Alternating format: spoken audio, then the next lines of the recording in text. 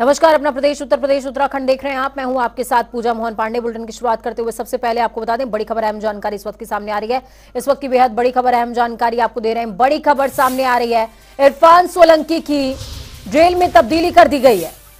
Kanpur jail से Maharajganj jail shift कर दिया गया है। इरफान सोलंकी को विशेष सचिव ने जेल शिफ्ट करने की मंजूरी दे दी है। बड़ी खबर, अहम जानकारी आपको दे रहे हैं।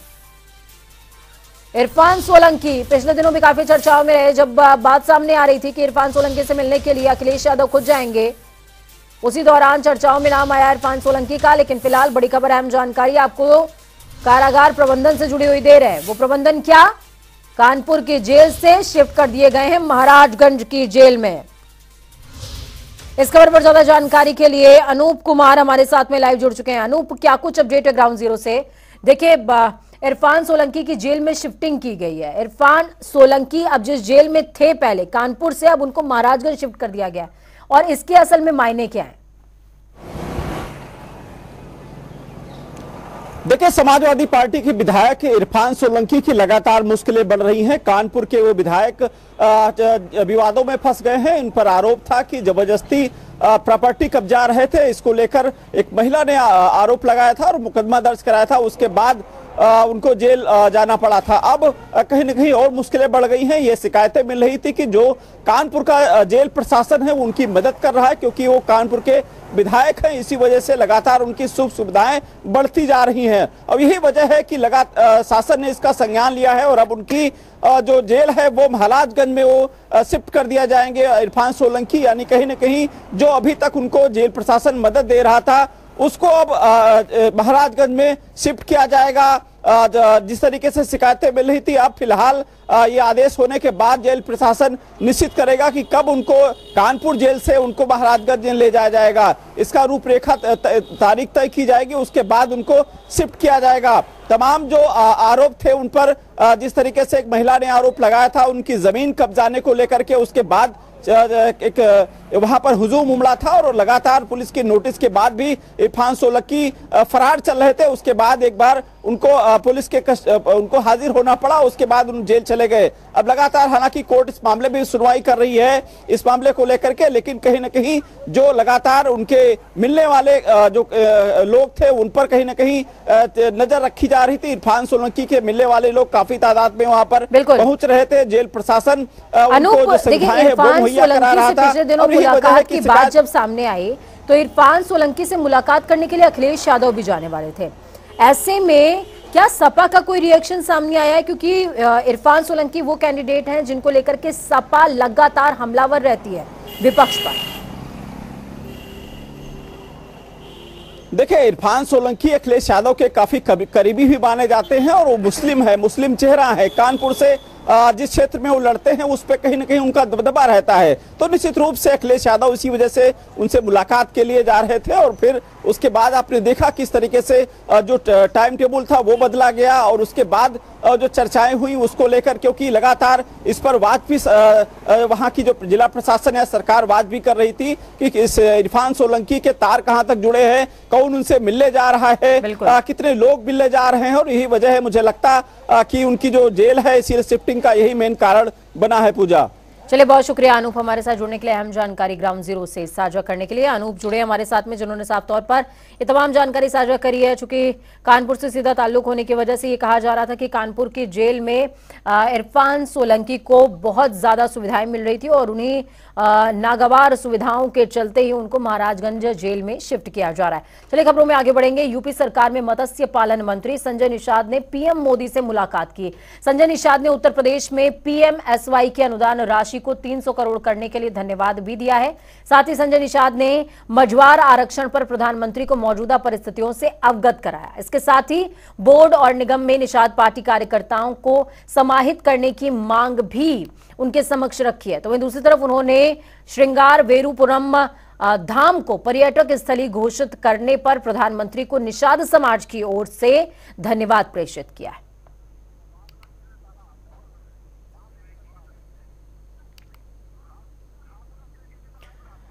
वहीं प्रयागराज पहुंचे समाजवादी पार्टी के नेता शिवपाल सिंह यादव ने निकाय चुनावों को लेकर के डंका बजाना शुरू कर दिया। जी हां, सपा की रणनीति पर बड़ी बातें कही हैं। उन्होंने कहा पार्टी को मजबूत करने के लिए हर जिले का दौरा करेंगे। साथ ही उन्होंने कहा कि सपा सुप्रीमो अखिलेश यादव खुद पार्टी को मजबूत करने के लिए जनता के बीच उतरेंगे और आगामी चुनावों में पार्टी को मजबूत बनाने का काम किया जाएगा। शिवपाल सिंह यादव ने अपने बयान में यह भी कहा कि निकाय चुनाव के मद्देनजर अखिलेश यादव भी प्रदेश भर के कई जिलों का दौरा करेंगे। तो वहीं उन्होंने निकाय चुनाव में समाजवादी पार्टी की जीत का बड़ा दावा किया है। साथ ही उन्होंने बीजेपी पर हमला बोलते हुए कहा कि भाजपा पर विपक्षी दलों का उत्पीड़न का आरोप लगातार रहा है और हम भी यही बात कहते हैं।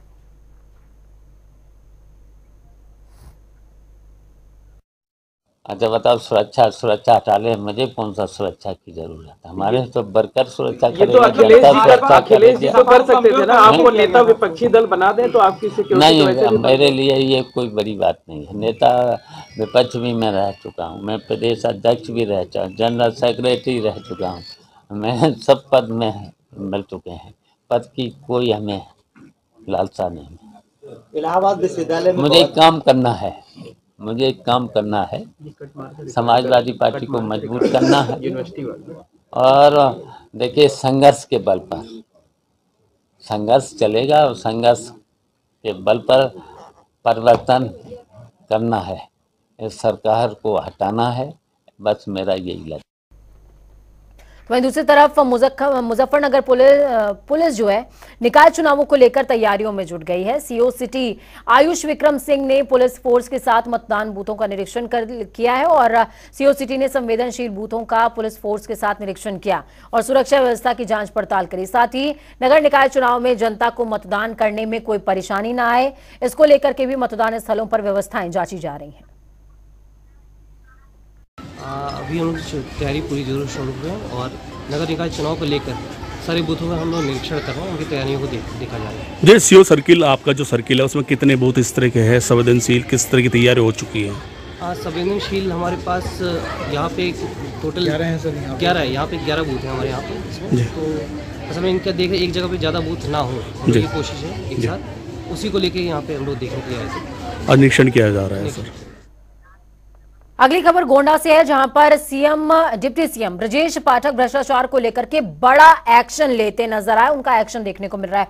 गोंडा के जिला अस्पताल में अवैध वसूली और अव्यवस्थाओं का संज्ञान लेते हुए उन्होंने 2 दोषी डॉक्टर्स को समेत 6 स्वास्थ्य कर्मियों को बर्खास्त कर दिया है, इसके आदेश दे दिए। साथ ही दोषी पाए गए सीएमएस और डॉक्टर स्टाफ नर्स के खिलाफ कार्रवाई के आदेश भी दिए गए।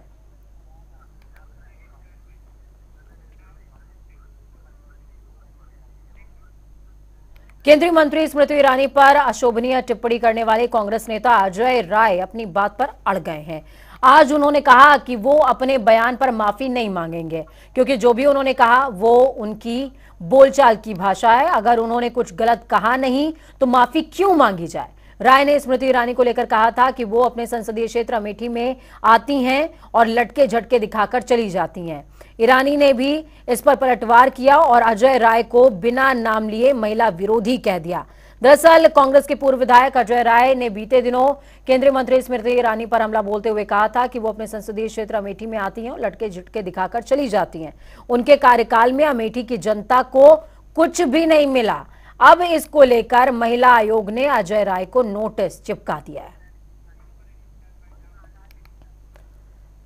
अगली खबर जो है वो आजमगढ़ से। आजमगढ़ में फर्जी मदरसों पर बड़ा खुलासा हुआ। एसआईटी को 219 मदरसे केवल कागजों में ही चलते मिले हैं, जबकि इन्हें लगातार सरकारी मदद मिलती रही है। इनमें से 29 तो ऐसे थे जिनको आधुनिकीकरण के नाम पर सरकारी भुगतान हुआ। एसआईटी ने अपनी रिपोर्ट शासन को सौंप दी। जांच रिपोर्ट में ऐसे मदरसों के प्रबंधकों और प्रधानाचार्यों के खिलाफ मुकदमा दर्ज करने की बात कही गई। तत्कालीन जिला अल्पसंख्यक कल्याण अधिकारी के साथ तत्कालीन रजिस्ट्रार को भी दोषी ठहराया गया। 2017 में मुख्यमंत्री ने इन मामलों की शिकायत की थी। तो वहीं आज मदरसा शिक्षा परिषद के चेयरमैन डॉक्टर इफ्तिखार अहमद जावेद की अध्यक्षता में बोर्ड की बैठक बुलाई गई। विकास करने के लिए निश्चित रूप से काफ़ी दिनों से नियमावली बनी हुई है, 6 साल हो चुके हैं। उसमें कुछ चेंजिंग की ज़रूरत है। हम लोगों ने कई काम किए हैं जो भी नियमावली में नहीं आ सके हैं। सर्वे की तो बड़ी चर्चा आप लोगों ने कर ली, लेकिन हमने maternity leave, child care leave पे काम किया, म्यूचुअल ट्रांसफ़र पे काम किया और अनुकंपा जिन तक आश्रित उनके लिए जो है आसानी से उनकी नियुक्ति हो, इस पे काम हुए हैं। वो सब चीज़ें नियमावली में शामिल करनी है। इसके अलावा बहुत सारे सुझाव भी हम लोग को मिले हैं और पूरे प्रदेश भर से हितधारक आए हुए हैं। इनसे भी सुझाव लेकर के एक लोकतांत्रिक तरीके से ट्रांसपेरेंट ढंग से सब चीज़ें करके नियमावली में संशोधन करने जा रहे हैं। कौन कौन से सुझाव हैं जो शामिल, क्योंकि मीटिंग हो कई ऐसे पॉइंटर्स थे जो डिस्कस किए गए थे? नहीं, बहुत सारे सुझाव मिले हैं। अभी मीटिंग इसलिए बुलाई गई है, इन लोगों के साथ बैठेंगे, 2 बजे के बाद हम बता पाएंगे कि क्या सुझाव मिले हैं और उसके बाद हम लोग फिर फाइनल बोर्ड की बैठक बुला करके उसको पूरा करके फिर शासन को भेजेंगे। एमटेक वगैरह को लेकर सब चीज़ों पर चर्चा होनी है। 2 बजे के बाद बताया जाएगा कि जो है किस तरह से हम लोगों ने। तो बड़ी खबर, अहम जानकारी आपको दे रहे हैं। आकाश सक्सेना ने रामपुर का किला फतेह करने के बाद में पीएम नरेंद्र मोदी से मुलाकात करी है। तो गढ़ पर कब्जा और कब्जे के बाद मुलाकात सेनापति से। जी हां, प्रधानमंत्री नरेंद्र मोदी से आकाश सक्सेना की मुलाकात हुई है। दिल्ली में आजम के किले को ढा दिया और आजम का किला ढाने के बाद प्रधानमंत्री नरेंद्र मोदी से मुलाकात करते हुए आकाश सक्सेना, तस्वीरें भी आपको दिखा रहे हैं। साथ में हमारे साथ में आकाश सक्सेना फोन लाइन पर जुड़ चुके हैं। आकाश जी, बहुत स्वागत है और सबसे पहले जनता टीवी की तरफ से आपको जीत की बधाई। धन्यवाद जी, धन्यवाद आपको भी। आकाश जी, खुश बहुत हैं आप और साथ में बीजेपी में भी आपकी खुशी का उत्साह नजर आ रहा है। रामपुर का किला जिसको कोई फतेह नहीं कर पाया, आपने परचम लहरा दिया है। देखिए, खुशी इस बात की है कि रामपुर में जिस तरीके से जो अंधेरी रात थी देश आजाद होने के बाद से, वहाँ आज तक कभी भी भारतीय जनता पार्टी वहाँ नहीं जीत पाई। खुशी इस बात की है कि वहाँ जो अंधेरे बादल थे वो छट चुके हैं और अब एक नया सवेरा वहाँ शुरू हो चुका है। आज आदरणीय प्रधानमंत्री जी से जो मुलाकात में यही भी सबसे मैंने प्रमुखता से बात रखी कि रामपुर की जो रजा लाइब्रेरी है, जो एशिया की सेकंड बिगेस्ट लाइब्रेरी है, वो है जरूर, लेकिन उसको कभी दर्जा नहीं मिल पाता। तो प्रधानमंत्री जी ने इस बात पे बहुत जोर दिया है कि उसको जो वर्ल्ड फेम की ऐसी जो लाइब्रेरीज है उसको हम हिंदुस्तानी दुनिया के नक्शे पर रखेंगे। और इसके अलावा जो उद्योगों को लेकर काफी चर्चा हुई, मुझे पूर्ण विश्वास है कि अब रामपुर हमारा। आकाश जी, मेरा एक सवाल आपसे थोड़ा सा कंट्रोवर्शियल होगा, उसके बाद मैं क्षेत्र के विकास की तरफ भी आगे आऊंगी।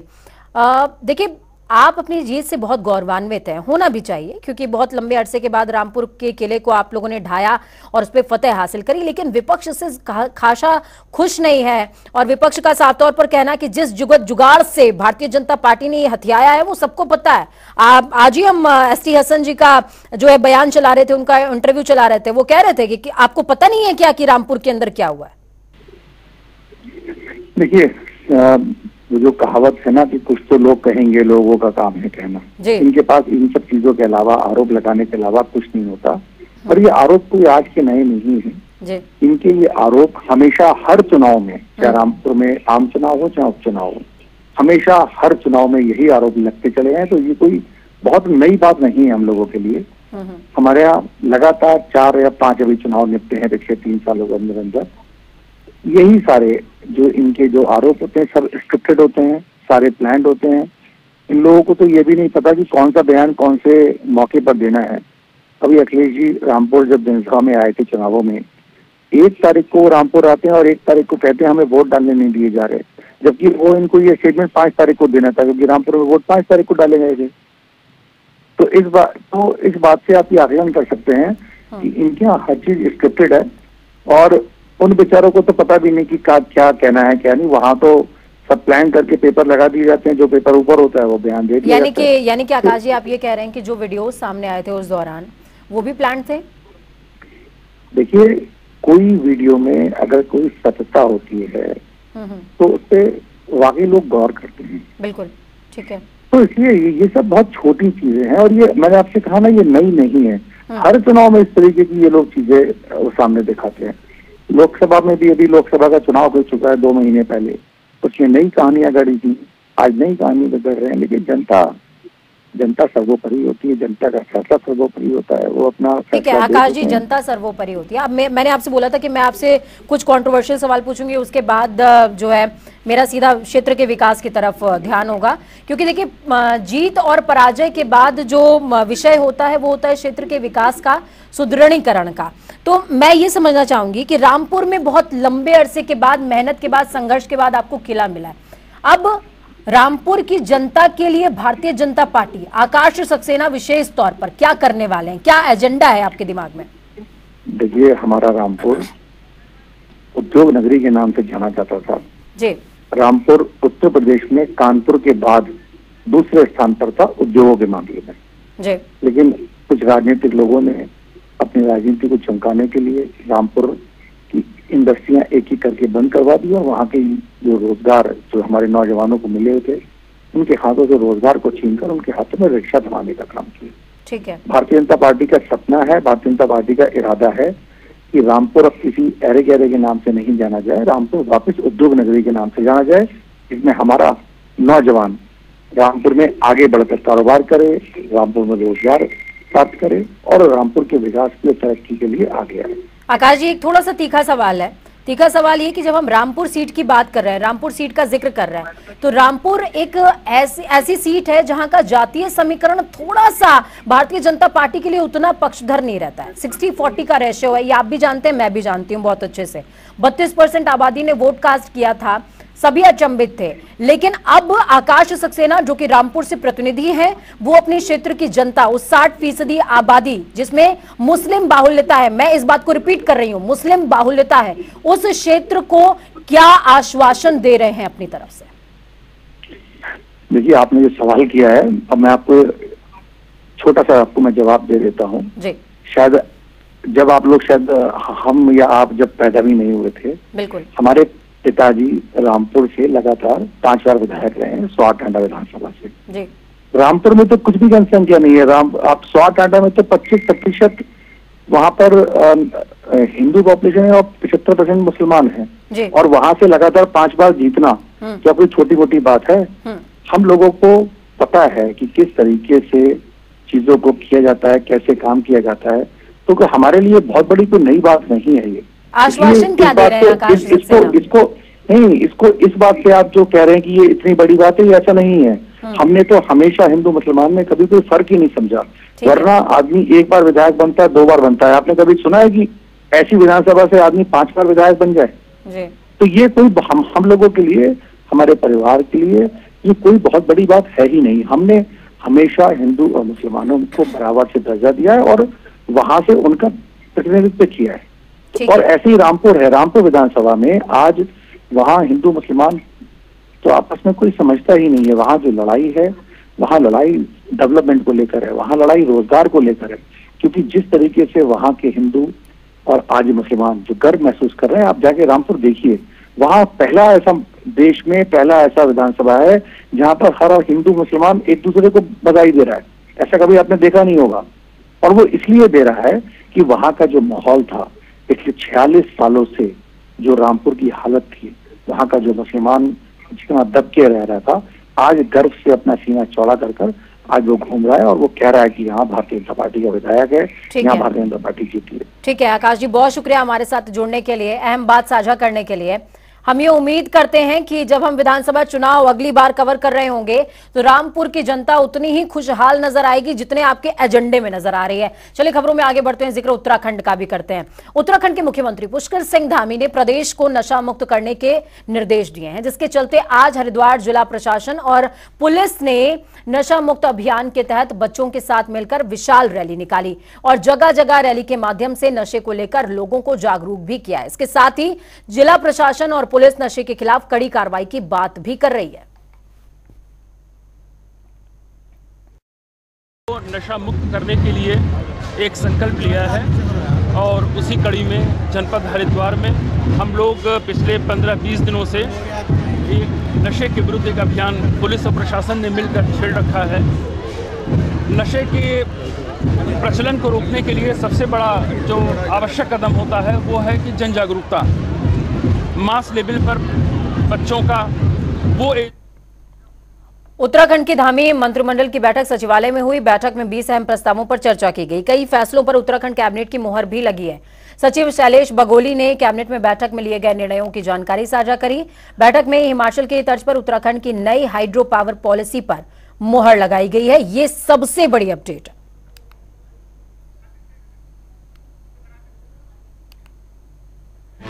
क्या कुछ हुए फैसले, क्या कुछ पास हुए। सचिवालय में 90% पद पर सीधी भर्ती से भरने की बात हुई है। अब पैरोल की अनुमति डीएम से ही मिल सकेगी। अधिकतम 12 महीने की पैरोल की व्यवस्था की जाएगी। तो वहीं पीडब्ल्यूडी के ढांचे के पुनर्गठन का निर्णय भी लिया गया है। सिडकुल की 5 सड़कों को पीडब्ल्यूडी को स्थानांतरित किया जाएगा। पार्किंग पॉलिसी पर भी कैबिनेट ने मुहर लगाई है। पहाड़ में बसों को परमिट टैक्स में राहत बढ़ा करके 75% कर दी गई है। तो वहीं 91 आईटीआई में से 20 संस्थानों को कर्नाटक मॉडल पर तरजीह मिलेगी, विकसित किया जाएगा। परिवहन सिटी बस में मोटरयान कर में 100% छूट। परिवहन विभाग की प्रवर्तन कर्मचारी सेवा नियमावली में संशोधन, इस पर भी मोहर लगी है। तो वहीं 100% प्रवर्तन सिपाही के पद सीधी भर्ती से भरे जाएंगे। राज्य पार्किंग नियमावली प्रख्यापित की गई है।